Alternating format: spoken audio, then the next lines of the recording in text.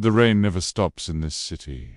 It just finds new ways to seep into the cracks, into the walls, into your very bones.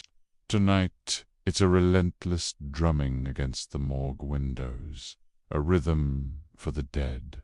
Another night, another stack of paperwork that seems to grow on its own.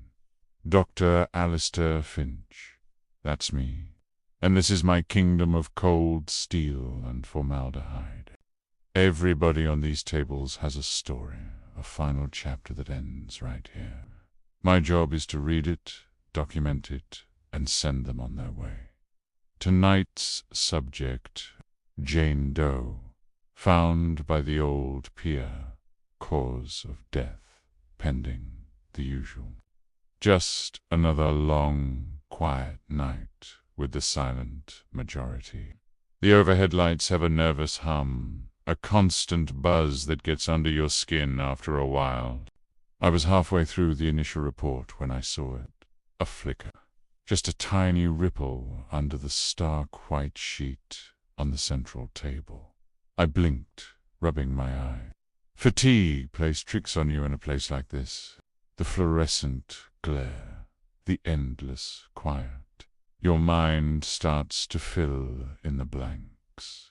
I shook my head, muttering to myself, "Get a grip, Alistair. It's just the draft."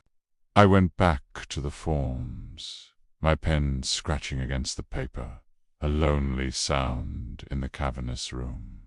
But then it happened again. Not a flicker this time, a definite movement.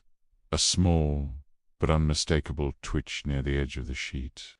My pen stopped mid-word. My breath caught in my throat. The air in the room suddenly felt heavy, thick, and impossibly cold. Every instinct screamed at me to stay put, to rationalize it away. A rat, maybe. No, this place is sealed tight. My heart hammered against my ribs, a frantic drumbeat against the steady patter of the rain. I pushed my chair back, slowly, the sound scraping loudly in the silence. It couldn't be. It's just not possible. My feet felt like lead as I walked towards the table. Each step was a battle against my own sanity. My hand trembled as I reached for the sheet. This is just a body, a collection of cells that has ceased to function, nothing more. But my hand paused, hovering over the fabric. The silence was deafening now, the rain outside fading into a distant murmur. I could feel a strange energy in the air, a static charge that made the hairs on my arms stand on end. With a deep, shaky breath, I gripped the corner of the sheet. One quick motion. That's all it would take to prove myself wrong, to end this ridiculous fantasy.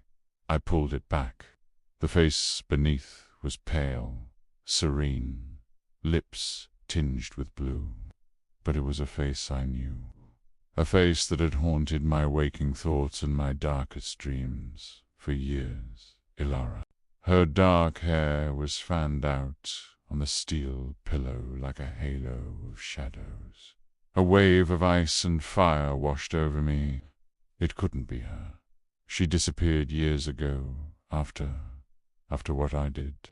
As I stood there, frozen in disbelief, her eyes snapped open.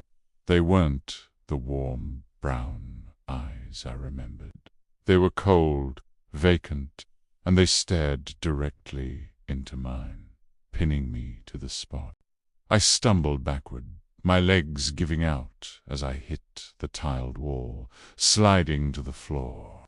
My mind reeled, trying to process the impossible, and then I heard it, a whisper like wind through dead leaves, but it was inside my head, echoing in the hollows of my skull. Alistair, her voice, but it was wrong. It was thin, ethereal, laced with a chilling echo of the grave. Did you think I would forget? The words weren't spoken. They were felt, a cold dread seeping into my soul. This wasn't a random haunting. This wasn't some trick of a tired mind. This was a reckoning.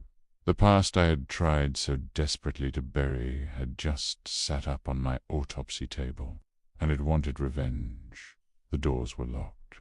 The rain was my only witness. And the night, I realized, with sickening certainty, was far from over.